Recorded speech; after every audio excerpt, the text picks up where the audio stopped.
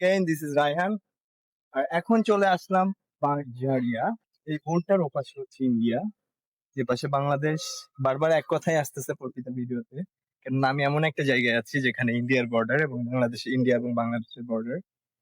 তো এই যে বোনটার অর্ধেক হচ্ছে ইন্ডিয়ার, অর্ধেক আমাদের বাংলাদেশের।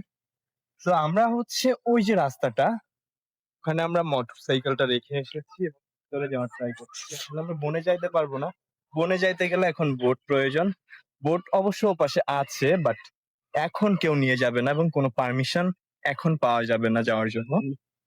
তারপরেও আমরা আর কি হাঁটাহাঁটি করতেছি, দেখতেছি নদীর যতটুকু কাছে যাওয়া সম্ভব ততটুকু কাছে যাচ্ছি। আমরা অনেক কাছে চলে এসেছি অলরেডি। তো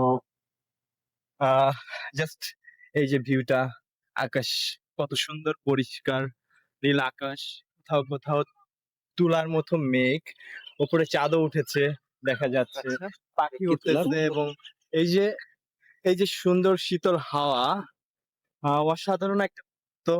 এবং যে নদী, মানে এই যে ন্যাচারের মধ্যে থাকার যে অনুভূতি, এটা আসলে কথায় প্রকাশ করা সম্ভব হয় না সবসময়। তো যাই হোক, এটাই আর কি দেখানোর উদ্দেশ্য, এই যে নেচারটাকে দেখানোর উদ্দেশ্য ওপাশ পর্যন্ত বিস্তৃত এই বনভূমি। তো আজকের এই ভিডিওটা এই পর্যন্তই, দেখা হবে নেক্সট ভিডিওতে।